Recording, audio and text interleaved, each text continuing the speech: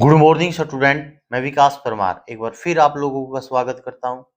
तो बच्चों, आज साइंस का जो महत्वपूर्ण टॉपिक है वो स्टार्ट कर रहा हूं मैं, ऑप्टिक्स का चैप्टर, जिसमें से 2 से 3 क्वेश्चन आने की पूरी पूरी संभावना नहीं, आते ही हैं। ठीक है। और ये चैप्टर बहुत 4 से 5 वीडियो के अंदर खत्म होगा। तो आज मैं थोड़ा सा बेसिक बताऊंगा, इसमें कुछ न्यूमेरिकल भी कराऊंगा। उसके बाद धीरे धीरे एडवांस में चलेंगे। अब सबसे पहली बात है कि प्रकाश जो हमारे पास आता है, लाइट, ये लाइट हमारे पास किस रूप में आती है? क्वेश्चन आएगा सीधा, तो आप लोगों को बोलना है रेडिएशन के रूप में आता है प्रकाश हमारे पास। ठीक है। उसके बाद प्रकाश क्या है? प्रकाश एक एनर्जी का रूप है, प्रकाश एक ऊर्जा का रूप है। उसके बाद दूसरा पॉइंट पूछेगा कि प्रकाश की जो प्रकृति है वो कैसी है? तो प्रकाश एक इलेक्ट्रोमैग्नेटिक वेव है और can travel through a vacuum, मतलब प्रकाश विद्युत चुंबकीय तरंग है। विद्युत चुंबकीय तरंग क्यों है? क्योंकि प्रकाश को एक स्थान से दूसरे स्थान पे जाने के लिए मीडियम की रिक्वायरमेंट नहीं होती, वो वैक्यूम में से भी जा सकता है।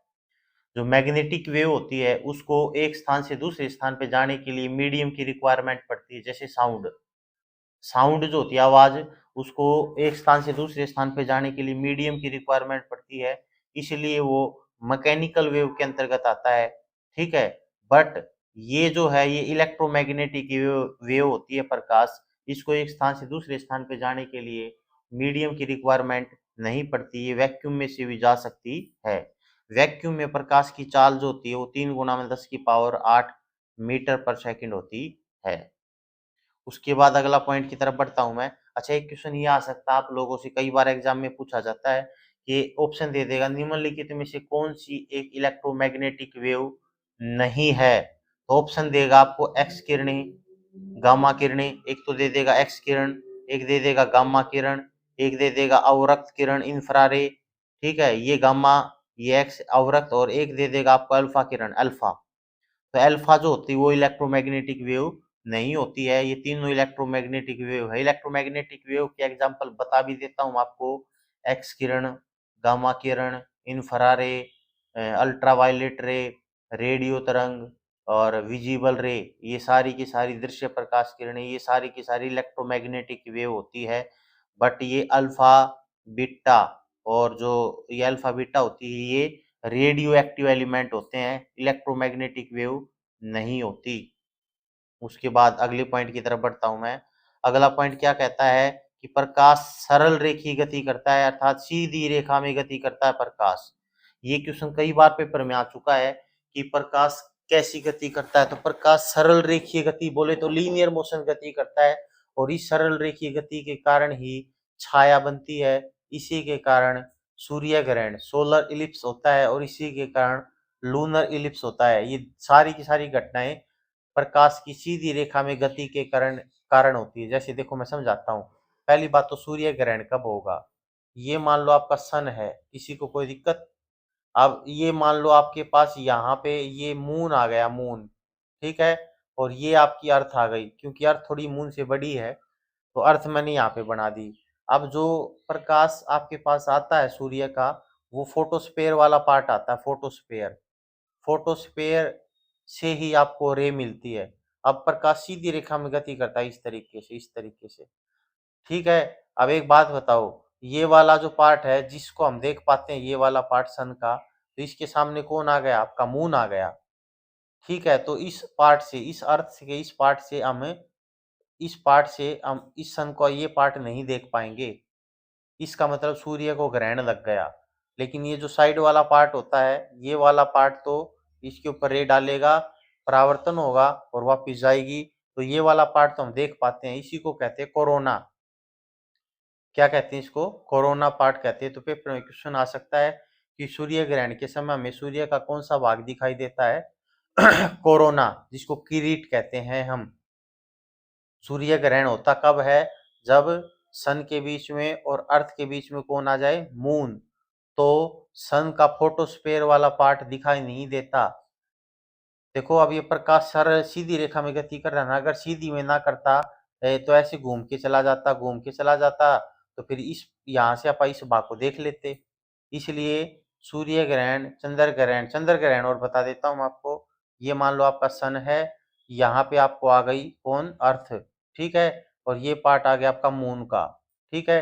तो एक बात बताओ, ये मान लो या तो कंडीशन मैंने आपको चंद्र ग्रहण की लग गई बता दी, लेकिन एक कंडीशन ऐसी भी तो होती है, मान लो मून यहाँ पे हो, अब सन का प्रकाश इस मून के ऊपर जाएगा, अब मून इसको रिफ्लेक्ट कर देगा अर्थ से, तो अर्थ से अपन किसको देख लेंगे, मून को, इसलिए मून का केवल वही पार्ट देख पाते हैं जो अर्थ की साइड में होता है, वो लगभग 57 से 59% भाग होता है, इतना ही भाग अपन मून का देख पाते हैं, ठीक है। लेकिन अब की बार मून यहाँ की बजाय कहाँ पे आ गया, यहाँ पे आ गया, अब यहाँ पे आ गया तो इसके सामने, अब ये सन का जो प्रकाश है सरल रेखी गति करता है, सरल रेखी गति करता है, तो क्या ये वाला पार्ट इसके ऊपर प्रकाश जा पाएगा, नहीं, नहीं जा पाएगा, तो इसके ऊपर रिफ्लेक्ट हो पाएगा, नहीं, तो अर्थ से आप किसको नहीं देख पाएंगे, मून को, तो मून को क्या लग गया, ग्रहण, इसको कहेंगे चंद्र ग्रहण, ठीक है। और चंद्र ग्रहण कब होता है, जब सन और मून के बीच में क्या आ जाए, अर्थ आ जाए, ठीक है। उसके बाद अगली बात के ऊपर, अगला क्वेश्चन के ऊपर करते हैं।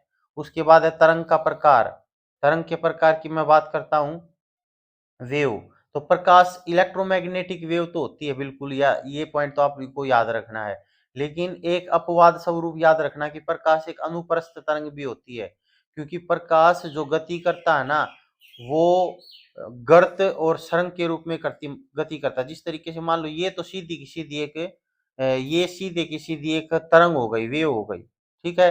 अब मान लो ये तो कण तो सीधी रेखा में गति कर रहा है, सीधी रेखा में कण गति कर रहा है, और ये इस तरीके से गति करती है, इस तरीके से, तो इस तरीके से इसको बोलते हैं अपा सरंग, इसको बोलते हैं गर्त, इसको इंग्लिश में बोलते हैं क्रस्ट, ये वाला, और ट्रफ जो होते हैं वो ये वाला ट्रफ, ये टी और ये सी, समझ गई। तो इसका मतलब जो अनुप्रस्थ तरंग होती है उसमें जो वेव होती है वो इस तरीके से गति करती है ऊपर नीचे, ठीक है, और अनुदैर्ध्य में सीधे इसके साथ ही करेगी बिल्कुल, दोनों, मतलब पार्टिकल भी सीधी रेखा में जाएगा और तरंग भी सीधी रेखा में जाएगी, समझ गए। ये तो अनुदैर्ध्य का एग्जाम्पल होता है साउंड, और ये एग्जाम्पल अनुप्रस्थ प्रकाश। अच्छा, एक चीज का ध्यान रखना, यहाँ से लेके दो गर्त है ना, ये दो गर्त, ये दो ट्रफ हो गए, सी, इनके बीच की दूरी, और ए, दो इनके बीच की दूरी, दो गर्त के बीच की दूरी, और दो मतलब इसको क्या कहते हैं, सरंग के बीच की दूरी जो होती है वो वेवलेंथ होती है, ठीक है। आगे आएगा, इसके बारे में बताऊंगा मैं आपको। उसके बाद speed of light in different medium, ये पॉइंट याद रखना आप लोगों को, प्रकाश की चाल अलग अलग माध्यम में, तो सबसे पहले वैक्यूम में 3 × 10⁸ याद रखना, पानी में प्रकाश की चाल 2.25 × 10⁸ कांच में प्रकाश की चाल 2 × 10⁸, तारपीन के तेल में 2.04 × 10⁸, डायमंड के अंदर 1.24 × 10⁸ मीटर पर सेकंड होती है, नाइलॉन में 1.96 × 10⁸ मीटर पर सेकंड होती है, रॉक साल्ट में भी 1.96 × 10⁸ मीटर सेकंड होती है, ठीक है बच्चों। उसके बाद अगला पॉइंट बता रहा है कि तरंग दैर्ध्य और आवृत्ति में क्या मतलब होता है। पहली बात तो याद रखना, तरंग दैर्ध्य जो होता है वो दूरी का मात्रक होता है, दूरी को मेजर करने के लिए यूज किया जाता है, जिसका जितना ज्यादा तरंग दैर्ध्य होगा ना, इसका मतलब उसकी वेव, उसकी तरंग उतनी लंबी होगी, अर्थात वो उतनी लंबी दूरी तय करेगा। जैसे रेड कलर हो गया, रेड कलर की तरंग दैर्ध्य ज्यादा होती है, इसलिए रेड कलर ज्यादा दूरी तक हमें दिखाई देता है। तो जिसकी पहली बात तो तरंग दैर्ध्य वेवलेंथ को लैम्बडा से निर्धारित किया जाता है, दूरी का मात्रक होता है, इसको मीटर में भी माप सकते हो, सेंटीमीटर में भी माप सकते हो, और नैनोमीटर में भी माप सकते हो वेवलेंथ को। अच्छा, वेवलेंथ की डेफिनेशन की अगर मैं बात करता हूँ, तो डेफिनेशन तो वही बता दी मैंने आपको, ये वाली, ये वाली, ये दो सरंग हो गए ना, ये दो सरंग, और ये हो गए दो गर्त, इन दो गर्त, चाहे इन दो गर्त के बीच की दूरी, चाहे इन दो सरंग के बीच की जो दूरी होती है ना, उसी को कहते हैं वेवलेंथ। किसमें मेजर करोगे, मीटर के अंदर मेजर करोगे, तो देख लो भैया, दो लगातार दो लगातार सरंग या दो लगातार गर्तों के बीच की दूरी wavelength, unit metre, centimetre, nanometre हो सकती है।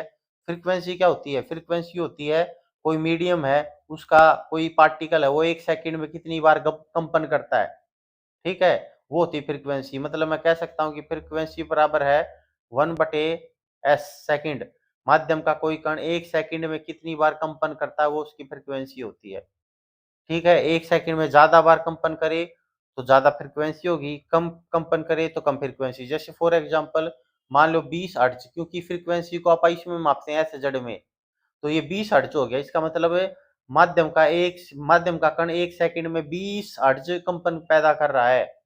और एक हो गया 20,000, मतलब माध्यम का कोई कण 1 सेकंड में 20,000 बार वाइब्रेशन क्रिएट कर रहा है। इसको बोलेंगे अल्ट्रासोनिक वेव, इसको बोलेंगे असरव तरंग, जिसको आप सुन नहीं सकते। और इनके बीच की जो तरंग होती है उसको आप सुन सकते हो, उसको ऑडिबल वेव बोलते हैं। ठीक है। और याद रखना वेवलेंथ जो होती है ना हमेशा इनवर्सली प्रोपोर्शनल होती है फ्रीक्वेंसी के। फ्रीक्वेंसी अगर ऐसे है ना तो वेवलेंथ इनवर्सली प्रोपोर्शनल होगी इस तरीके से। मतलब फ्रीक्वेंसी बढ़ेगी तो वेवलेंथ कम होगी, वेवलेंथ कम होगी तो फ्रीक्वेंसी बढ़ेगी। इनवर्सली का मतलब एक बढ़ाएंगे तो दूसरा घटेगा। ठीक है। उसके बाद अगले पॉइंट के ऊपर आते हैं, ड्यूल। प्रकाश की प्रकृति कैसी होगी पेपर में पूछेगा, तो याद रखना बता देना, प्रकाश तरंग के रूप में भी गति करता है और प्रकाश कण के रूप में भी, पार्टिकल के रूप में भी और वेव के रूप में भी। फिर बोलेगा प्रकाश का तरंग सिद्धांत के बारे में और कण सिद्धांत के बारे में किसने बताया, तो कण सिद्धांत के बारे में जिस व्यक्ति ने बताया उसका नाम था न्यूटन, और तरंग सिद्धांत के बारे में जिस व्यक्ति ने बताया था उसका नाम था हाइगेंस। ठीक है। और प्रकाश की चाल को सबसे पहले 1676 में मापा था रोमर नाम के व्यक्ति ने। ठीक है। उसके बाद है कण सिद्धांत, पार्टिकल सिद्धांत किसके द्वारा दिया गया, न्यूटन के द्वारा गया। और न्यूटन द्वारा बताया गया कि प्रकाश छोटे छोटे कणों से मिलकर बना हुआ है। और तरंग सिद्धांत किसके द्वारा दिया गया, हाइगेंस नाम के व्यक्ति के द्वारा दिया गया। ठीक है। और इलेक्ट्रोमैग्नेटिक वेव किसके द्वारा दिया गया, मैक्सवेल के द्वारा दिया गया। इंपॉर्टेंट पॉइंट है सारे। क्वांटम थ्योरी किसके द्वारा दी गई थी, मैक्स प्लांक के द्वारा दी गई थी। उसने क्या बताया था, उसने बताया था कि प्रकाश जो होता है ना वो ऊर्जा के पैकेट के रूप में चलता है, और उसको उसने फोटोन नाम दिया था। वैसे फोटोन नाम तो आइंस्टीन ने दिया था, उन्होंने तो केवल क्वांटम नाम दिया था। इसने मैक्स प्लैंक ने तो क्वांटम नाम दिया था, और फोटोन जो नाम दिया था वो आइंस्टीन के द्वारा दिया गया था। ठीक है। उसके बाद फोटोन की ऊर्जा का सूत्र पूछ लिया जाता है आप लोगों से, तो फॉर्मूला क्या होगा भैया, फॉर्मूला होगा आपके पास अगर मैं आप लोगों से कहता हूं कि सीधा सा फॉर्मूला अगर आप लोगों से कोई पूछ ले तो सीधा सा आंसर आप लोग दोगे उसका फॉर्मूले का, E बराबर है एच वी। ये E बराबर है एच वी। ई का मतलब क्या होता है, ई का मतलब होता है एनर्जी। ठीक है। और ये जो व्यू होता है ना वी, वी इसको न्यू कहते हैं, न्यू। ये फोटोन की आवृत्ति है, फ्रीक्वेंसी ये फोटोन की। और जो एच होता है ये कांस्टेंट होता है, प्लैंक्स कांस्टेंट बोलते हैं। इसकी वैल्यू होती है 6.63 गुणा में 10 की पावर -34 जूल सेकंड, ये होती है 6.63 गुणा में 10 की पावर -34 जूल सेकंड। अब यहां से आप लोगों से न्यूमेरिकल भी पूछ सकता है वो आप लोगों से, तो इसके आखिरी में न्यूमेरिकल दिए हैं वो मैं आपको एक्सप्लेन कराऊंगा, कोई दिक्कत नहीं है। अब आगे याद रखो कि प्रकाश जो देख लो, अब ये रहा 6.63 गुणा 10 की पावर 34। ठीक है। उसके बाद प्रकाश का, सूर्य का प्रकाश हमारे अर्थ तक आने में 8.19 सेकंड का समय, बोले तो 499 सेकंड का समय लेता है। ठीक है। उसके बाद अगली बात, एक पेरीहिलियन होता है, पेरीहिलियन को बोलते हैं उपसौर। उपसौर का मतलब होता है जब सूरज के बीच में और हमारी अर्थ के बीच की जो दूरी होती है वो सबसे कम होती है। और अप का मतलब होता है दूर दूर, अप का मतलब एपीहिलियन बोलते हैं, और उप का बोलते हैं पेरीहिलियन। पेरीहिलियन तो ये रहा, पेरीहिलियन का मतलब सूरज के बीच में और अर्थ के बीच में दूरी कम हो, वो होती है 14.71 करोड़ किलोमीटर। और कब होती है, 3 जनवरी को, याद रखना। मतलब 3 जनवरी के दिन सूरज पृथ्वी के सबसे नजदीक होगा, और नजदीक दूरी होगी 14.71 करोड़ किलोमीटर। समझ गए, 3 जनवरी को। और एक चीज का और ध्यान रखना, जब उपसौर वाली कंडीशन होती है ना तो सूरज का प्रकाश पृथ्वी तक आने में 8 मिनट 19 सेकंड का समय नहीं लेगा, 8 मिनट 16 सेकंड का समय लेगा, क्योंकि जल्दी आ जाएगा, दूरी कम है। अपसोर को बोलते हैं एपीहिलियन। एपीहिलियन उन मतलब सन के बीच में और अर्थ के बीच में दूरी मैक्सिमम होगी, और वो कितनी होगी, 15.21 करोड़ किलोमीटर। और वो किस तारीख को होगी, 4 जुलाई को होगी। और इस दिन सूरज का प्रकाश आने में 8 मिनट 22 सेकंड का समय लेगा। ये पॉइंट आप लोग याद रखना, इंपॉर्टेंट पॉइंट है ये सभी के सभी। उसके बाद देखो अगला क्वेश्चन न्यूमेरिकल दिया इसने, अब न्यूमेरिकल सोल्व करते हैं। अब आप फाइंड द एनर्जी, ये न्यूमेरिकल आ चुके हैं हरियाणा के एग्जाम के अंदर। ठीक है, आपको क्या बताना है, आपको एनर्जी बतानी है, फाइंड द एनर्जी मतलब आपको ई की वैल्यू बतानी है। किसकी वैल्यू बतानी है आपको? ई की वैल्यू बतानी है। पहली बात तो फार्मूला लिख लो सीधा, ई बराबर क्या होता है? H we. अब क्वेश्चन पढ़ो, एक फोटोन की आवृत्ति दे रखी है, फ्रीक्वेंसी दे रखी है, कितनी फ्रीक्वेंसी की वैल्यू या कितनी दे रखी है? 10 की पावर 10 गुना में कितनी दे रखी है? 10, 5 गुना में 10 की पावर 5 गुना में 10 की पावर 4 हर्ट्ज ये दे रखी है। किसकी वैल्यू? वी की वैल्यू।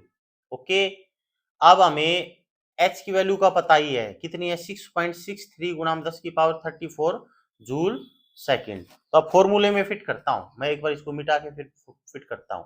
तो हमें पता है कि ई बराबर क्या होता है? ई बराबर है अपने पास है एच वी। तो एच की वैल्यू कितनी थी? 6.63 गुना में 10 की पावर -34 जूल सेकेंड। ठीक है, और गुणा में क्या था?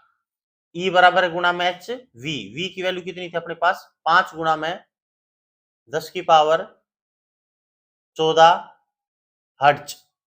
ठीक है, और इनटू में इसको आप लिख सकते हैं सेकंड इनवर्स।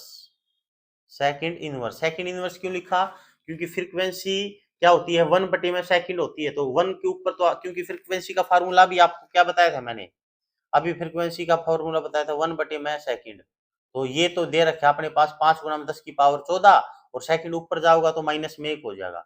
जब इसका पूरे का पूरा सॉल्यूशन करोगे ना आप लोग, तो इसका आंसर जो आपके पास आएगा, निकाल लेना आप कोशिश करके, उसका आंसर आएगा 33.15 गुणा में 10 की पावर -20 जूल। ये आंसर आएगा इसका। ठीक है, उसके बाद दूसरा न्यूमेरिकल क्या दिया इसने? दूसरा न्यूमेरिकल दिया है भैया, अब की बार आपको वेवलेंथ दे दी, तरंग दैर्घ्य दे दी, और फिर आप लोगों को क्या निकालनी है? अब ऊर्जा निकालनी है। अब वेवलेंथ कितनी दी है? वेवलेंथ बोले तो लैम्बडा। अच्छा, एक फॉर्मूला और याद रखना, आपको याद रखना पड़ेगा, वो दैट्स वेरी वेरी इंपॉर्टेंट।